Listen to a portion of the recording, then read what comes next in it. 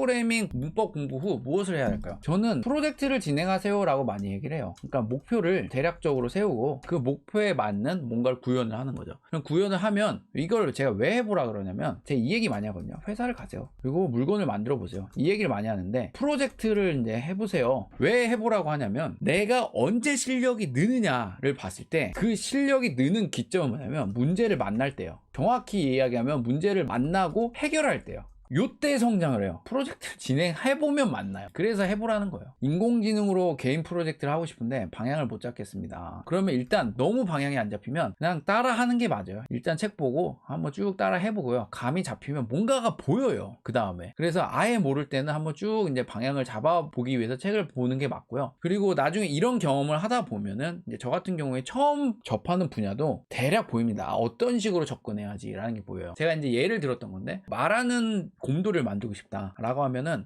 이런 것들이 예상이 돼요. 아, 말한다? 그럼 말하기 위해서는 일단 스피커가 있어야겠네. 스피커는 인형에 넣어야 되니까 어떤 종류를 택해야 되겠고 어느 정도 볼륨을 나와야 되니까 최소한 몇 와트는 나와야겠네. 그리고 스피커를 제어하려고 하면은 스피커가 제어되는 어떤 MCU가 있으면 좋겠다. 그러면 편하니까. 그게 뭐가 있을까? 그리고 요거는 일단 인형에 들어가니까 무선이야. 그러면 배터리가 좀 오래 가야겠네. 그럼 저전력으로 설계해야겠다. 하지만 인형이니까 그래도 배터리가 좀 커도 되겠다. 그러면은 좀 커다란 배터리 기반으로 돌아갈 수 있는, 그리고 배터리 한번 넣으면 한 2년 정도는 쓰면 좋겠는데 뭐 이러면서, 그리고 인형은 어떻고 그 인형 안에 들어가니까 열을 많이 받겠네. 그럼 열에 좀 괜찮은 이런 걸 만들겠다. 이런 게 쭉 이제 생각이 돼요. 이런 것들은 경험에 의한 거예요. 그래서 처음에 그런 게 없으면은 일단 따라 해보는 게 맞아요. 그 따라하는 과정, 모방하는 과정을 통해서 그게 어느 정도 쌓이면 뭔가 새로운 걸 창조할 수 있게 돼요. 그래서 처음에 아예 갈 길을 못 잡을 때는 그냥 무작정 따라하는 게 맞다라는 게 제가 개인적인 생각입니다. 그 다음에 제 욕심이 뭐냐면 따라하고 난 이후에 이해하는 과정, 그게 동반돼야 이제 내가 성장한다라고 저는 개인적으로 생각합니다. 개발자를 기획자로 전향시키려고 하는 회사 계속 다녀야 할까요? 이거는 선택인 것 같아요. 나는 개발을 계속 하고 싶다라고 하면은 좀 옮기는 게 맞을 것 같고, 근데 저는 일단 얘기해보는 게 어쩔까 싶어요. 저는 개발이 계속 하고 싶어요. 그런데 개발을 하면 안 될까요? 라고 이제 한번 얘기를 해보는 게 좋을 것 같고요. 일반적으로 받아들이는 것보다. 그리고 요거는 저도 많이 얘기했지만 많은 회사들이요, 어느 정도 경제에 오르면 리더가 필요하잖아요. 그래서 또 PM이라던가 이런 쪽으로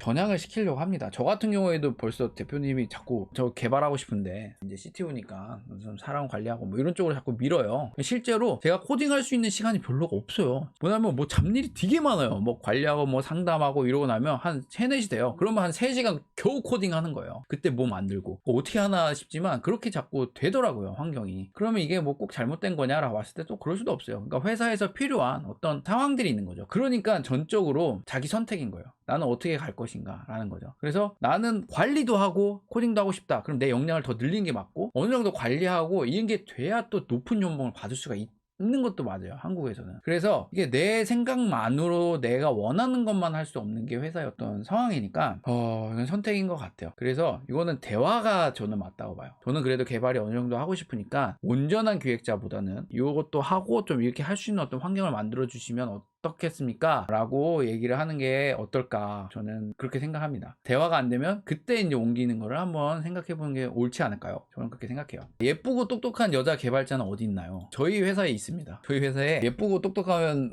개발자가 이제 3명이 있습니다. 3명이 3명이 있어요.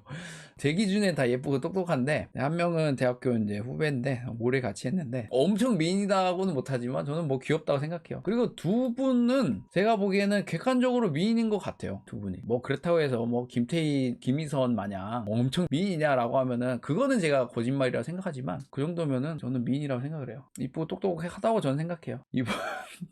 이번 모임에 초대 안 할 거예요. 근데 모르죠. 저희 직원들이 전부 다 제가 공고 내는 걸 봤으니까 회사원으로서가 아니라 자기가 참가하는 회비 내고 그다음에 난 참가할게요 라고 하면 제가 막을 수 있는 방법은 없죠. 그렇게 올 수도 있겠죠. 하지만 제가 뭐 강제로 오라고는 얘기할 생각이 없어요.